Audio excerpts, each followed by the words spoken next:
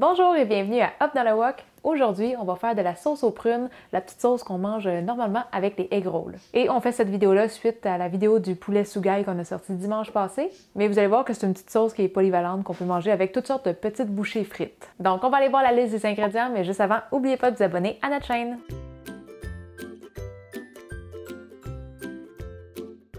Le premier ingrédient qu'on va utiliser pour notre sauce aux prunes, ça va être une demi-prune, donc environ 60 g de chair de prune. Et on peut aussi utiliser la pleure. La variété de prune que moi je vais prendre, c'est une prune noire. Et vous allez voir qu'à l'épicerie, on a souvent le choix entre des prunes noires et des prunes rouges.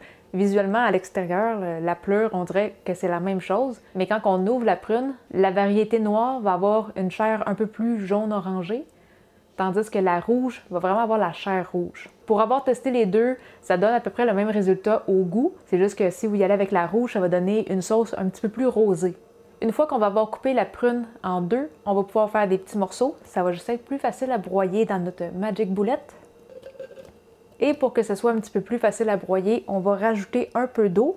Au total, dans la recette, on va avoir besoin de 125 ml d'eau. Donc, je vais juste en prendre une petite partie pour mettre dans mon Magic Boulette. On va broyer ça.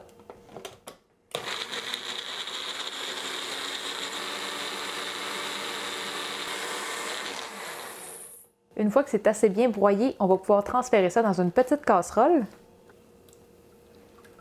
Et je vais juste utiliser mon restant d'eau pour venir rincer mon petit chose de Magic Boulette. Dans la sauce aux prunes, il y a aussi de la purée de citrouille et on va en avoir besoin d'une demi-tasse qui est 125 ml. Si vous achetez de la purée de citrouille en épicerie, faites attention à ne pas prendre de la purée de citrouille qui est déjà comme assaisonnée pour faire des tartes aux citrouilles. Ça prend vraiment de la purée pure, juste de la citrouille.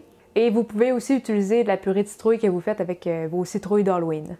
Après ça, on va rajouter 3/4 de tasse de sucre qui est 170 g. Et on va mettre 6 cuillères à table de vinaigre blanc. Vous pouvez commencer avec 5 et ajuster à la hausse si vous trouvez que c'est pas assez acide. 1 cuillère à thé et demie de sauce soya claire. 1 cuillère à thé et demie de sauce Worcestershire.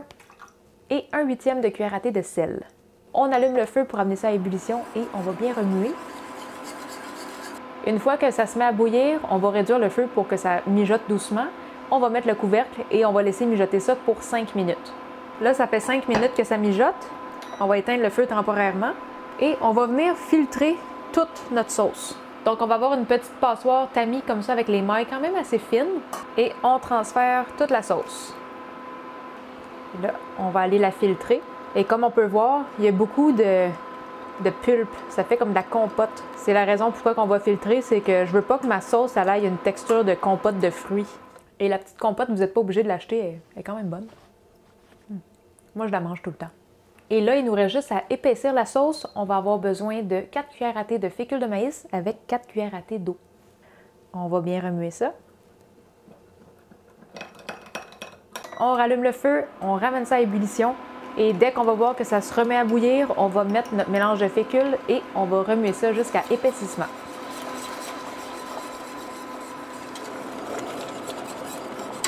Une fois que ça a assez bouilli et que c'est très bien épaissi, on ferme le feu et notre sauce est prête.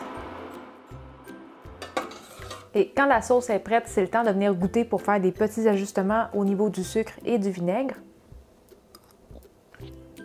Parfaite. Bon petit goût tout doux, tellement meilleur que celle en épicerie. Excellent! Avec la quantité de fécule de maïs qu'on a utilisée pour l'épaissir, la sauce est faite pour être mangée chaude tiède parce que là, en ce moment, elle a une bonne texture. Mais si vous en mettez au frigo et qu'elle devient très très froide, vous allez voir qu'elle va durcir un petit peu plus. Donc, ce que je vous suggère, c'est au moment de la servir, mettez-en une petite portion dans un petit bol et faites juste la réchauffer au micro-ondes, vous la remuez et vous allez voir qu'elle va retrouver toute sa souplesse. Donc, j'espère que vous avez aimé cette recette et si vous avez besoin de la version écrite, ça va être sur notre blog. On va vous mettre le lien juste en dessous de la vidéo. Et pour ceux qui aimeraient nous aider avec la chaîne, c'est possible avec notre page Patreon. Et en devenant membre Patreon, ça vous donne aussi accès à quelques bonus. Si vous avez des questions pour nous, la meilleure place pour ça, c'est notre groupe Facebook Cuisine Asiatique Fait Maison. N'oubliez pas de vous abonner à notre chaîne YouTube. Et sur ça, on se dit à la prochaine. Bye bye!